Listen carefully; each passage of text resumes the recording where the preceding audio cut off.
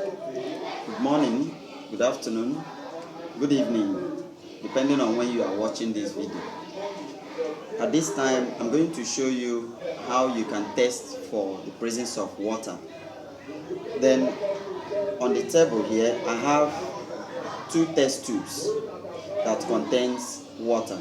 But let's assume you do not know if these things are water.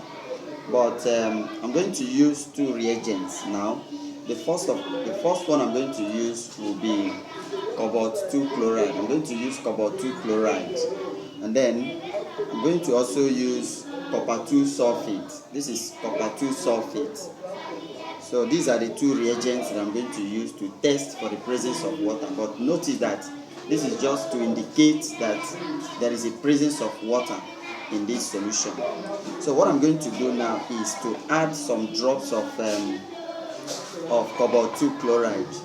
So I'm going to drop some cobalt 2 chloride in this particular test tube. So you notice here that it has a water color. So I'm going to drop cobalt 2 chloride in it. Then you notice the color change. So did you notice the color? So it is going to change to pink. So this is pink color. So what does that mean? That cobalt 2 chloride or water can change cobalt 2 chloride to what? Pink. So that indicates the presence of water. Then I'm also going to use another reagent here. I'm going to use the next reagent, that's copper 2 tetrasulfate 6. Now this copper 2 tetrasulfate 6, it is deep blue in color. If you look at it here, it is deep bluish in color.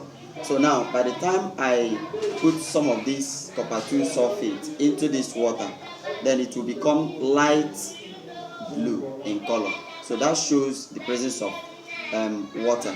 So just notice what will happen.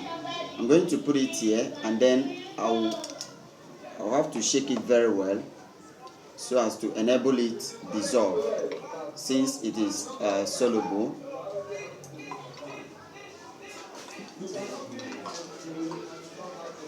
So you can notice that it is light blue in color.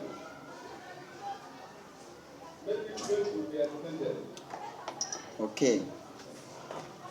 Now I'm also going to carry out another test to show the presence of iron 2 in a salt. But the salt I'm going to use is iron 2 sulfate. So this is the salt that I'm going to use. So we're going to see how we do this test here. I'm going to put some drops of water inside the test tube.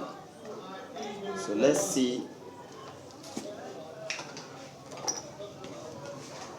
Here we have to add some iron 2 sulfate into these test tubes. Now on adding iron 2 sulfate into these three test tubes, notice the color.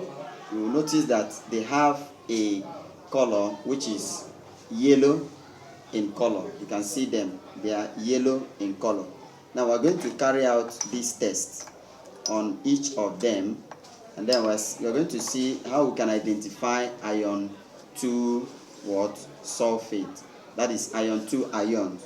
So the reagents we are going to use are ammonia. We're going to use ammonia solution, and then we're also going to use sodium hydroxide, and then the last one we're going to use potassium hexacyanoferrate 3 to identify iron 2.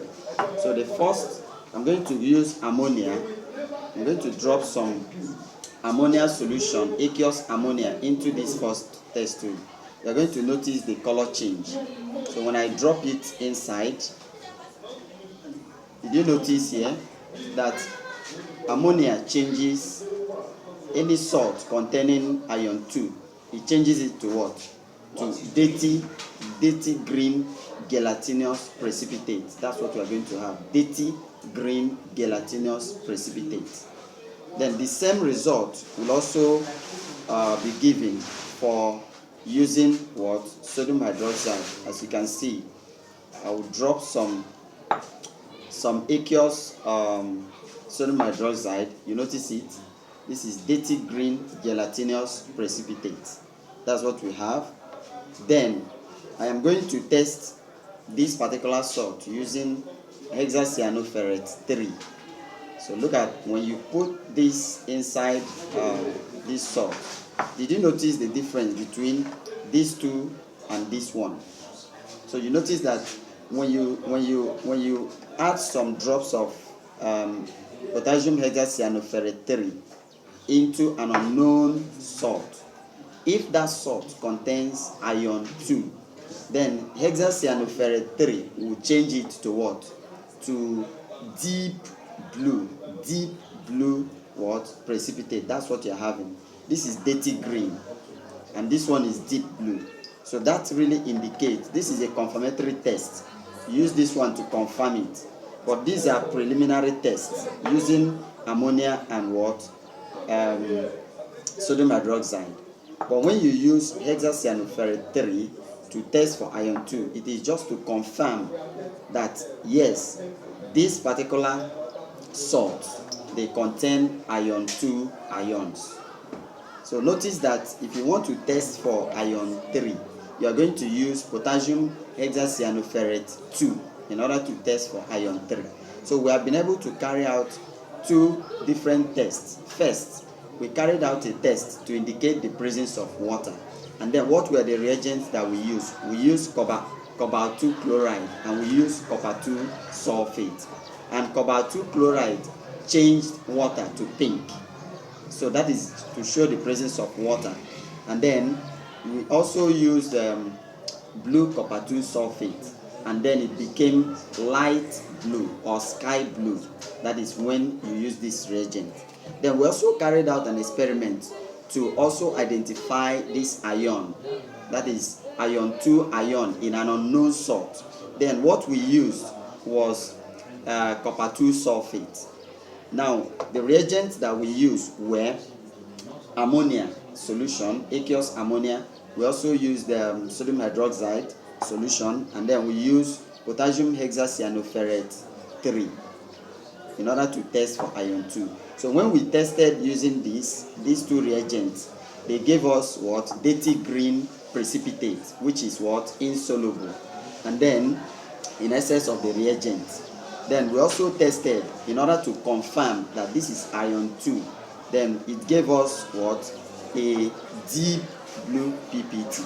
So that really is the test. Next time we are going to also give you another good experiment to show the presence of carbon dioxide in carbonate.